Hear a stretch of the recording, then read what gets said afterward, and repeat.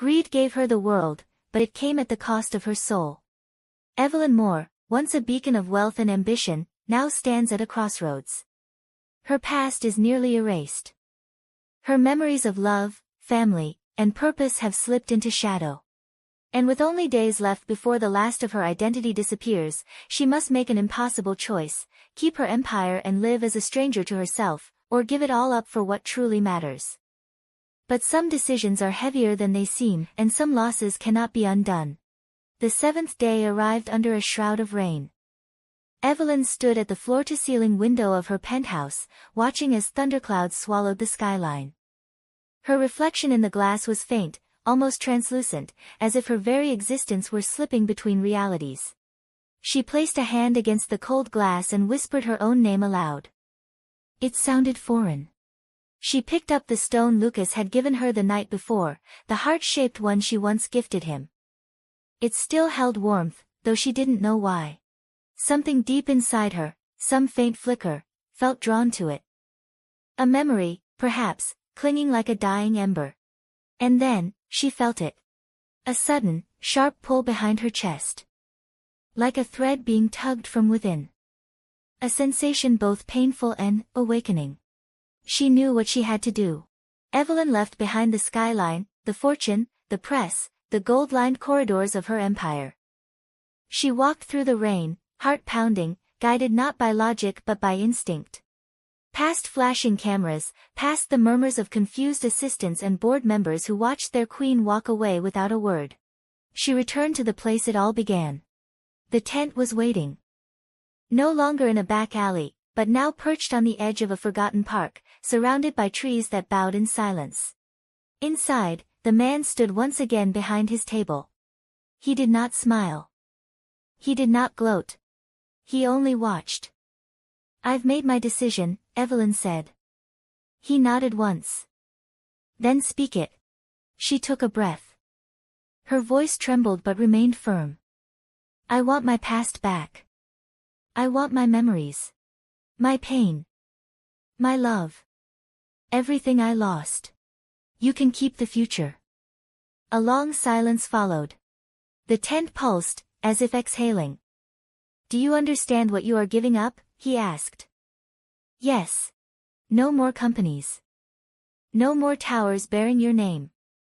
No more interviews or awards or immortalization in magazines." "I know," she said. "You will not fade slowly. It will be immediate.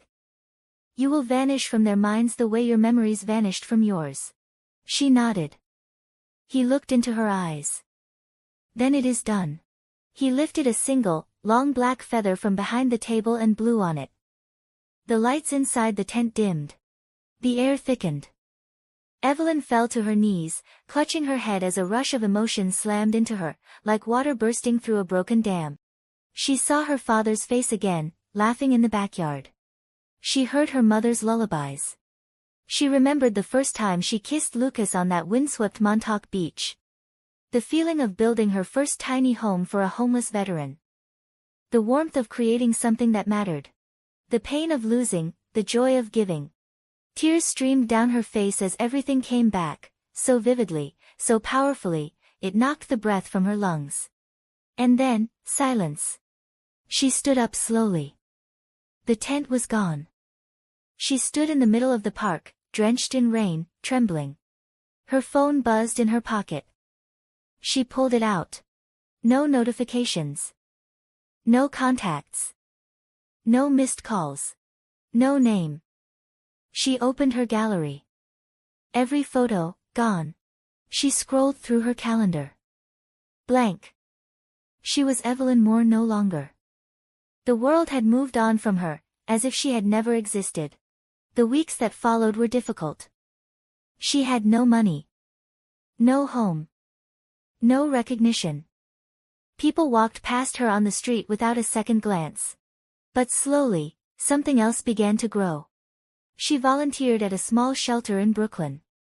She cleaned, organized, helped feed the elderly. The director, an older woman named June, took a liking to her. "You seem like someone who's seen both sides of the coin," June said one evening. Evelyn smiled faintly. "You could say that. At night, she would walk along the river, watching the lights of the city she once owned. But now, she didn't feel bitterness. Only a strange, peaceful ache. One day, while handing out hot meals, she saw a familiar figure. Lucas. He was leading a youth workshop under a tarp, teaching kids how to draw buildings and bridges. His passion hadn't faded. Evelyn froze. He looked up. Their eyes met. There was a pause. Then, recognition. Evie, he whispered, standing. She blinked, stunned. You, remember me? He stepped closer. Of course. I never forgot. You left. And I never stopped waiting. Tears welled in her eyes. She thought she would have to start over completely. That she would lose everyone. But somehow, he remembered. He embraced her. Tight. Fierce. And in that moment, Evelyn knew, truly knew, that she had made the right choice. She had been rich in money once, but now, she was rich in something far deeper: truth, love, purpose. Evelyn Moore gave up her empire to reclaim her soul. The price of greed had stripped her of everything real, leaving her with hollow triumphs. But when she chose to walk away from power and embrace what she had lost, she found something greater than gold. Not everyone will face a shadowed deal. Not everyone will be offered a bargain with their past. But we all choose, every day, what we trade for success: our time, our relationships, our joy. The real question is, what are you willing to sacrifice, and is it worth it? Let us remember, in a world obsessed with more, sometimes the richest life is the one we build quietly, with love, memory, and meaning. The end.